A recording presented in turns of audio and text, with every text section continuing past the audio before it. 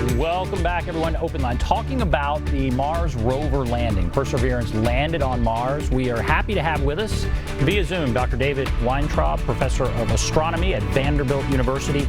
It's such a fascinating topic. I asked a bunch of questions off the top. Now we're going to go to calls. Let's go to Marty. Hello, Marty. Yeah, this is Marty. I want to ask some questions. Do you think if it was meant and maybe dimensionally we can't see and we know it's there, and so this proves that they've got the technology to land on a place with that type of formation, just like the other guys do, right? And all right, you're kind of breaking up, Marty. You're breaking up. Can you repeat that? Repeat that question very succinctly. What is your question? They can travel to another, not Mars, but maybe closer, maybe uninhabited, and just look like Earth, but. All right, I'm gonna have to put you on hold because I can't understand what you're saying. All right, let me go to Jim. We'll come back to you, Marty. Jim, are you there? Yeah, I'm here. All right, go right ahead. Yes, I was asking about the caves on Mars. You brought it up a few minutes ago, and here on Earth, everything kind of looks for things to cover us and stuff like that, to live a longer life, And also, part of our planet in the desert, they got fish living there. It's been there forever. They even got counts on them. So to me, it seems like if you can go that far in the desert and still find life, surely you could. If you can go to Mars and find a cave that you can go in, you might just find those little red-eyed guys. What do you think? Okay. I think if life exists on Mars, it's not going to be on the surface because the surface is hostile. Ultraviolet light from the sun would burn you up. X-rays from space would kill you. Cosmic ray particles from space would kill you. Life cannot exist and survive on the surface of Mars. So where could life exist? Yes, inside a cave would be a protected environment. Deep underground would be a protected environment. So caves are a good place to look. However, we haven't found one yet. We assume that Mars, it has similar geology to the Earth. It ought to have caves. But we haven't found a cave yet. So we need to find them first. But once we find them, yeah, we need to go inside and explore and see what we find inside.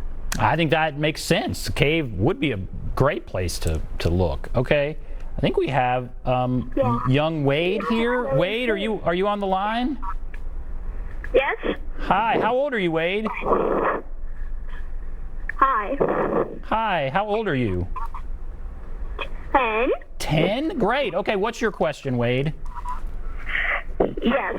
Are you planning to bring anything or any signs of life from Mars to Earth?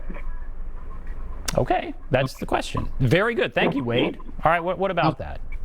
I'm not planning to bring anything, but the scientists working on these Mars missions, they're not planning to bring living things home.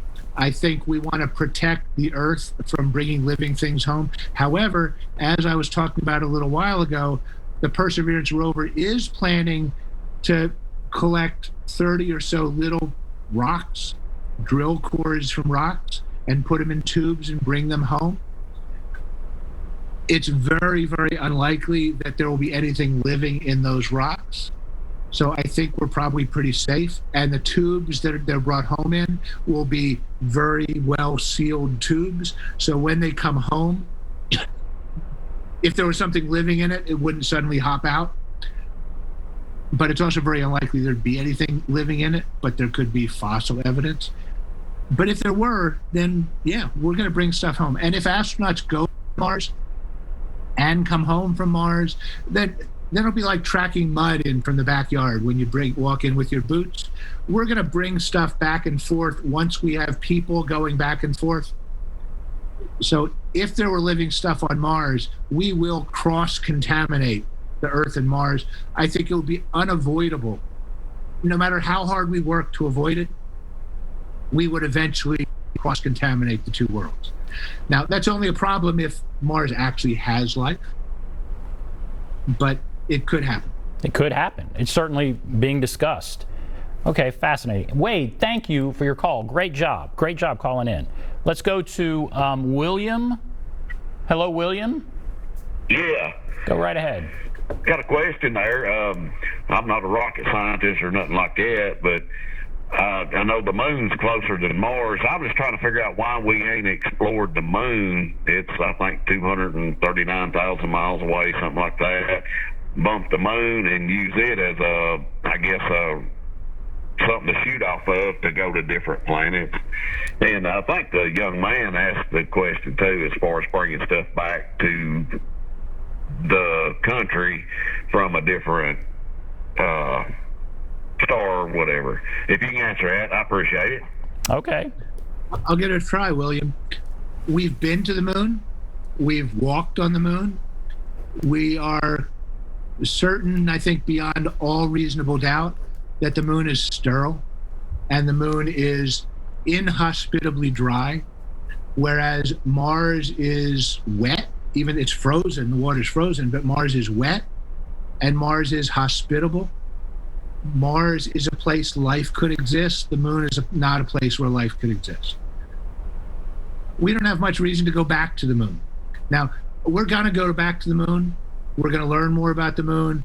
I'd say within Wade's lifetime, probably not mine, but within Wade's lifetime, there will be people on the moon, scientists doing science on the moon.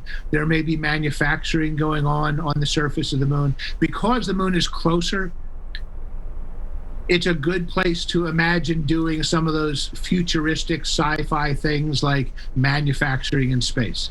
Much more likely that we do that on the moon than on Mars, because energetically you need a smaller rocket to get to the moon, to land on the moon, to get back off of the moon. It's just an easier environment to work with or from than Mars is. And because the moon has no atmosphere, there are advantages to that. If you need an environment with low gravity and no contamination from the atmosphere, the moon's the place to do it. So we will go back to the moon, but the reasons to go to the moon are very, very different than the reasons to go to Mars.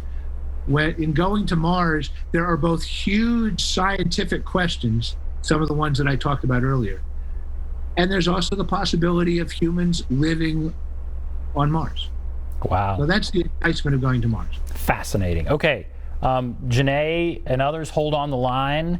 We'll see if we can get Marty back up too. We'll take a break. Be back right after this.